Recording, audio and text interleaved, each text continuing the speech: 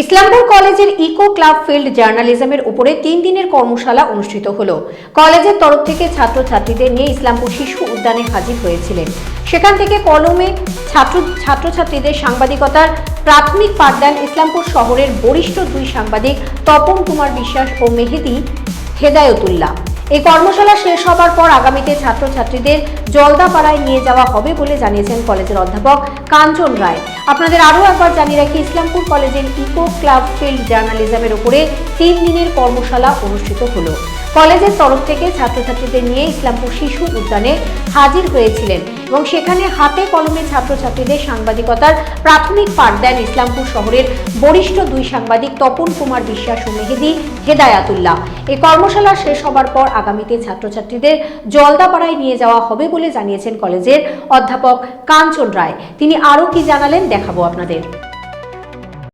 কথা হচ্ছে যে আমাদের কলেজে কেন্দ্রীয় সরকার এবং তার উচ্চশিক্ষা দপ্তর আর অন্যদিকে রাজ্য সরকারের পলিউশন কন্ট্রোল বোর্ড এদের একটা যুগ্ম প্রচেষ্টায় ইকো ক্লাব ফরমেশন হয়েছে। সেই ইকো ক্লাবের যেটা মিডিয়া ইউনিট, আমি তার ভলেন্টিয়ার্স এবং শিক্ষা প্রতিনিধিদেরকে, মানে শিক্ষক যারা প্রতিনিধি হয়েছেন তাদেরকে নিয়ে এখানে এসেছি। আমরা সারা বছর ধরে ইসলামপুরে ভবিষ্যতে কাজ করব এবং আমাদের একটা অফিসিয়াল স্ট্রাকচার তৈরি হয়েছে। আমরা আমাদের এই ইউনিটটার নাম দিয়েছি গ্রিন কিনক্স। গ্রিন অর্থে পরিবেশ আর কিনক্স অর্থে যারা কন্টেন্ট তৈরি করে। তাহলে আমরা একটা কলেজের পক্ষ থেকে গ্রিন মিডিয়া শুরু করতে চলেছি। এরা তার ট্রেনিশিপ আপনাদের এখানকার সিনিয়র সাংবাদিকদের কাছ থেকে পাঠ নেবে কলকাতা এবং দিল্লি থেকে। আমি বিভিন্ন হাউসের সাংবাদিকদেরকে বলেছি, তারা প্যানেল ডিসকাশনে বলবেন এবং বেশিরভাগই ল্যাঙ্গুয়েজের স্টুডেন্ট আছে, এখানে সোশিওলজি স্টুডেন্ট আছে, হিস্ট্রি স্টুডেন্ট আছে। তো অ্যাক্রস হিউম্যানিটিস তাদের কাছে বাচ্চাদেরকে নিয়ে এসেছি যে খবর কি করে তৈরি করতে হয় আর পরিবেশ সংক্রান্ত খবর বিশেষ করে কি করে তৈরি করতে হয়, এটা হচ্ছে আজকের ওয়ার্কশপের মূল বিষয়। এরপরে আমরা আজ কাল পরশু 3 দিন এই ওয়ার্কশপ করব, মানে 19 থেকে 21 তারিখ অবধি। আর 27 থেকে 30 তারিখ অবধি আমরা এদেরকে নিয়ে যাচ্ছি জলদাপাড়াতে। সেখানে ইকো ক্রিয়েটিভিটি ক্যাম্প আমরা করব। ইকো ক্রিয়েটিভিটি অর্থাৎ আমরা ইকো মিডিয়ার 2টো হাফ করেছি, একটা ইকো জার্নালিজম আর একটা ইকো ক্রিয়েটিভিটি।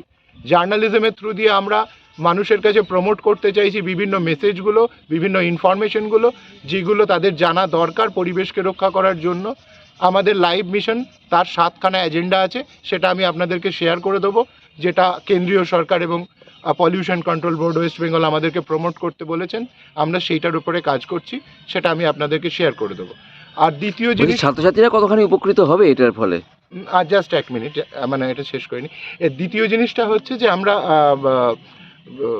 ওদেরকে ইকো ক্রিয়েটিভিটির দিকটাতে নিয়ে যাচ্ছি এইভাবে যে ওখানে ধরুন creative content, fictional content, poetic content, rap, music making, whatever যেগুলো আজকে সোশ্যাল মিডিয়ায় কন্টেন্ট চলছে এবং যে কন্টেন্টগুলো দিয়ে মানুষ আর্ন করতে পারছে। যেখানে চারিদিকে করোনার পরবর্তী সময়ে এবং এআই এর ইনভেনশনে জবের স্কোপ খুব কমে আসছে, সেখানে আমরা ছাত্রছাত্রীদেরকে চাইছি যে তারা নিজেদেরকে গ্রো করুক, নিজেদেরকে এক্সপ্রেস করুক, নিজেদেরকে তুলে ধরুক, তাদের ভিতরকার এক্স ফ্যাক্টরগুলো তাদের ক্যাশ ইন করার সুযোগ যাতে তারা পেতে পারে, প্রফেশনালি তারা নিজেদের ট্যালেন্টকে যাতে শোকেস করতে পারে। এই জন্যই আমাদের আজ ছাত্রছাত্রীদের মধ্যে সাংবাদিকতা বিষয় তুলে ধরতে পেরে খুশি ইসলামপুরের 2 সাংবাদিক। সাংবাদিকতা নিয়ে কি জানালেন দেখাবো আপনাদের। ইসলামপুর কলেজ থেকে একটা আমাদের প্রপোজাল দেওয়া হয় ইকো জার্নালিজমের উপর ছেলে মেয়েদের হাতে কলমে সাংবাদিকতা শেখানো। সেই উদ্দেশ্যে আমরা ইসলামপুর পার্কে ছেলে মেয়েদেরকে নিয়ে এসেছি, কলেজ কর্তৃপক্ষ নিয়ে এসেছেন।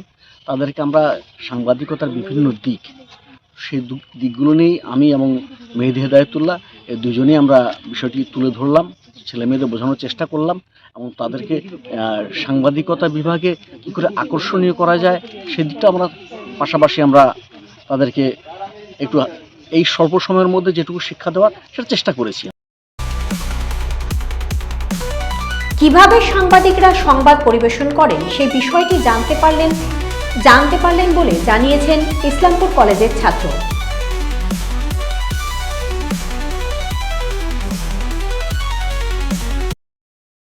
ভালোই লাগছে, সবাই একসাথে এখানে এসেছি। ইকো মিডিয়ার মেম্বার হিসেবে এসেছিলাম যে সাংবাদিকরা কিভাবে খবর তুলে ধরে সব জায়গা থেকে, পজিটিভ ও নেগেটিভ খবর। তো সেটি আমরা এখানে শিখতে এসেছিলাম সবাই মিলে। আর এখানে কাজ করে আমাদের খুব ভালো লাগছে। আর ভবিষ্যতে আর যে কাজ হবে সেই কাজে আমরা অংশগ্রহণ করব আর চেষ্টা করব নিজেদের একটি ভালো ভবিষ্যৎ করে গড়ে তোলার।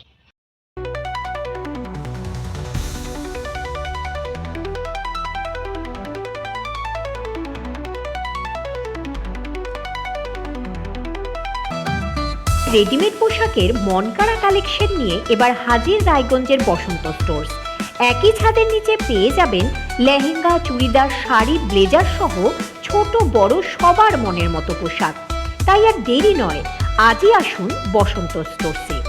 আমাদের ঠিকানা বিধাননগর মোড়, NS রোড, রায়গঞ্জ, উত্তর দিনাজপুর।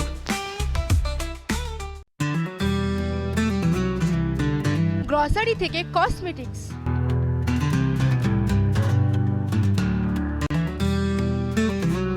আপনার যে কোনো প্রয়োজনীয় জিনিস পেয়ে যাবেন একই ছাদের তলায়। আমাদের ঠিকানা LIC মোড়, রায়গঞ্জ, উত্তর দিনাজপুর। চোখের সমস্যা বাড়ার আগেই আজই আসুন জীবন রেখা হসপিটাল, আপনার পরিবারের নতুন ভরসা। আপনার স্বপ্ন এবার আপনার শহর রায়গঞ্জে।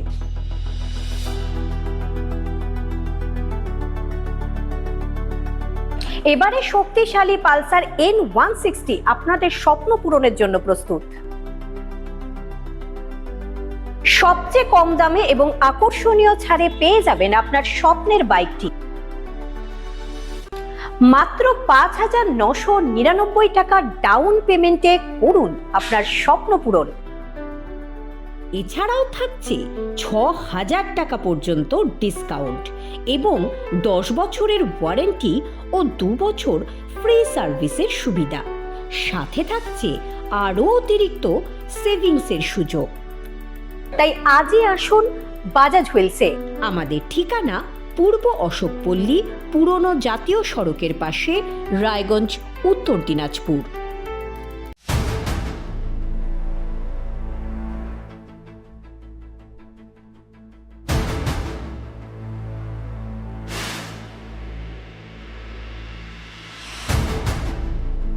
এখন আর চার দেওয়ালের ভেতরে নয়,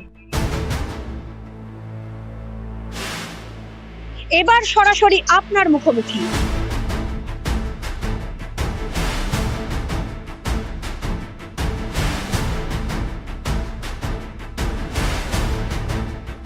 এবার আপনার আমার সমস্যার হবে চিরুনি তল্লাশি।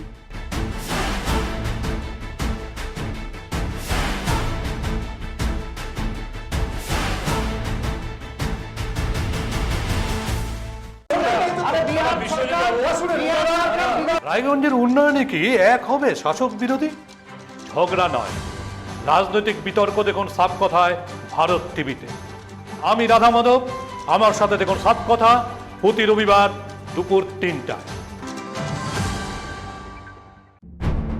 যে কথা কেউ বলে না, যেদিকে কেউ তাকায় না, গভীর থেকে আরো গভীরে বিশ্লেষণ হবে এবার চুলচেরা।